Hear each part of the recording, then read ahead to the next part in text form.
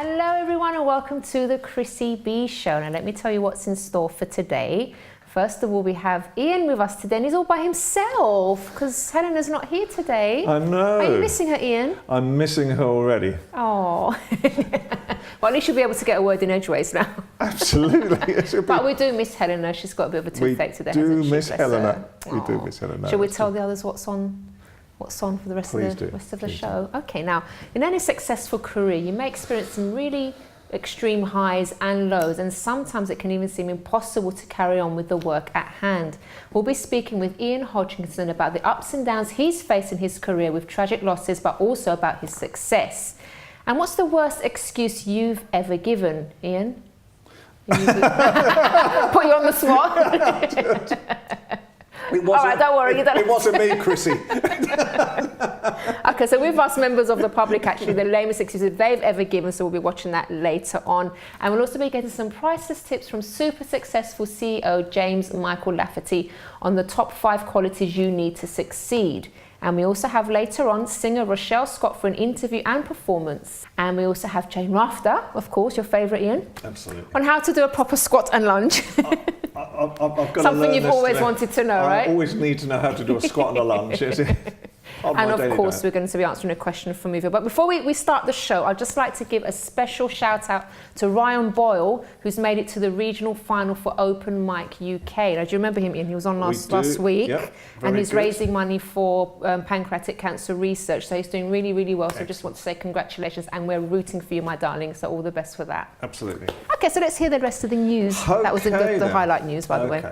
Well, Prince Andrew is back in the news, actually, because he's just done a major TV interview for NBC in America, which has annoyed, obviously, all the British press, saying that he's still very, very firm friends with Sarah Ferguson. Yeah, I was watching something about him today. And I think that, you know, the reality is that I know that they've been very special friends all their lives, really, you know, and it's been a very sad thing.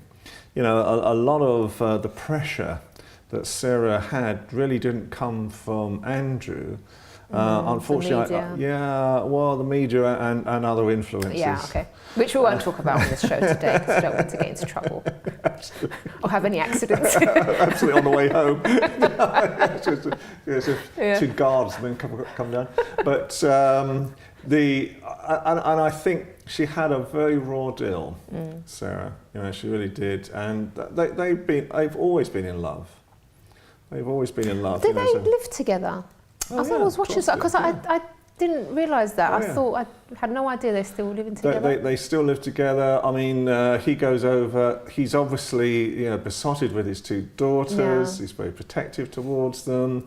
You know, they're flying the Atlantic all the time to actually make sure. She does her shows in America as well, and she's highly popular in America. She really is. I mean, It's funny that, isn't it? How people really make it in one country and then they're just slaughtered in another. Really, I think Americans embrace the royal family much more sometimes, unfortunately, than we do. You know, and I think we saw something like that when they saw what had happened to her. And when her book came out a few years ago, and they actually gave her story about the pressures that she was put under and how the marriage actually broke up.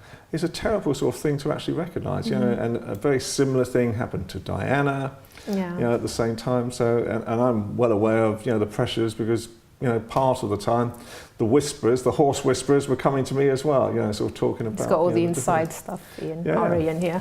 So I have to put my glasses on. Oh, yeah, it's true. They're very posh. I do like them. I love the look. Thank you very much. You had your trendy look last week with your jeans and everything, and now you've got your posh look. I've got back to my posh look tonight, yeah. So there's another very, very interesting story this week, and it just shows you the power of YouTube nowadays as well. There's a DJ in Scotland called Calvin Harris, and Calvin Harris just a few years ago started remixing music in the bedroom of his home and started putting it onto YouTube.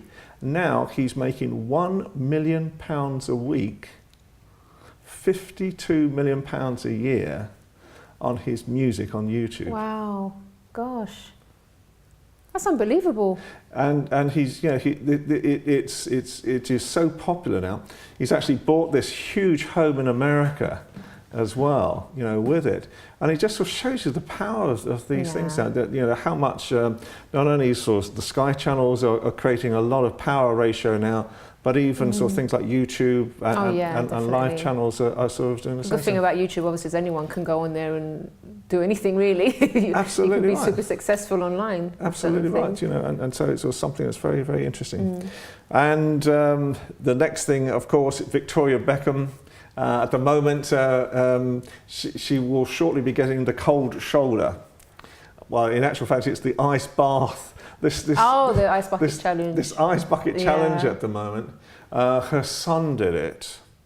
Brooklyn did it a few weeks ago, and so has David as well. And so they've now challenged Victoria, she of the Ice Queen froze look, to actually participate in this as well. You know, it'll be the first time I think I've ever seen an expression on her face in about 25 years since I've known her. Because it's strange enough, I was watching one today. Tonight I'm having a meal in Soho, and there's this terrible scream outside, you know, and everyone rushes to the restaurant window, and someone had been doing this sort of ice challenge for charity. Someone threatened me today, actually, that they were going to nominate me. She goes, I'm thinking of nominating everyone from the Chrissy B Show, and I said, don't you dare. Well, Did you do it, Ian? I was just, I'll do it if you do it. On the show. We can do it on the show. So it may be the very last show we ever appear in, you know, with the lights and everything. I think it might be better to record it outside, but I'll do it if you do it. We'll see. All right, we'll see. Yeah, all right. Okay, moving swiftly on. Is that a fact? Moving swiftly on. What's the next news item? Moving swiftly on. Yeah, see, Cliff Richards, obviously at the moment is in all sorts of news situations because of you know, allegations, alleged things that have been sort of happening. But in reality, it's actually worked in a strange way well for him as well, because all his fans now have started by his 1992 hit, "I Still Believe in You." Right. And this record now is going into the charts because of this, you know, that this is the statement they're making. Because I haven't heard from him for a while, have we? They haven't. And I mean, he, well, you know, obviously we can't prejudice any cases and we can't talk about the cases himself, but I've met Cliff Richard a number of times, you know, and I've been in his sort of circle as well. And for me, I find it very hard to, you know, see any sort of real sense in this, but you know, obviously everything has to go through the sort of the justice system at the same time. But you know, all I ever found him was very courteous, very professional, very polite, very nice person, you know, to be around. Mariah Carey. Let's see what happens. Yes, let's see what happens. Mariah Carey and her husband Nick Cannon are allegedly heading for the divorce courts. Oh, surprise, surprise. I know. What do you mean, celebrities, singers, stars getting divorced? It's like this revolving door, isn't it? At the moment, you know. You know, it's just a case of who's next, isn't it? Really, in the celeb world. Do you know? I think Justin Bieber has come up again. I think he's got a season ticket to the courts at the moment. I've never seen a young man have so much problems in his life. I thought he said he was turning a page. That's what I thought as well. But apparently last year he's being sued by a photographer called Aja Oxman, who allegedly was sort of held down and put into a headlock by one of Bieber's bodyguards.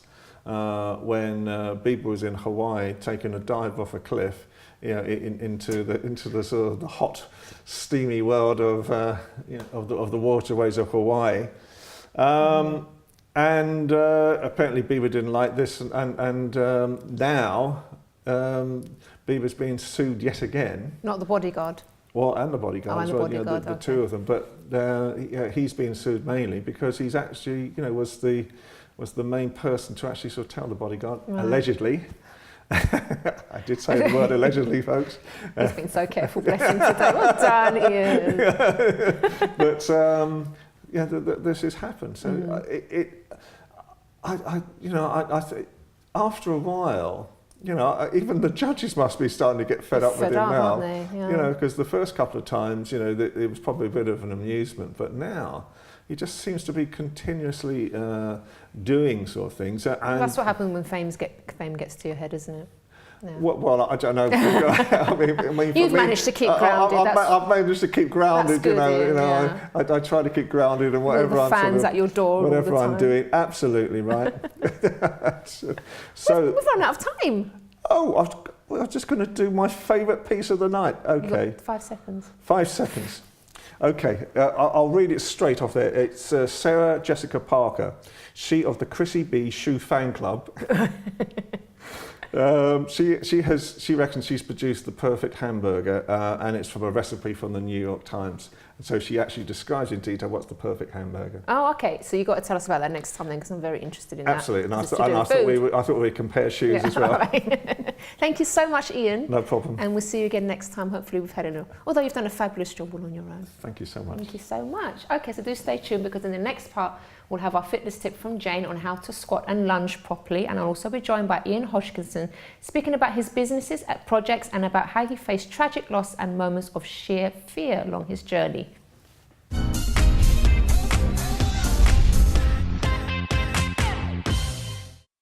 Don't forget to subscribe to the Chrissy B Show, always aiming to show you the happier side of life.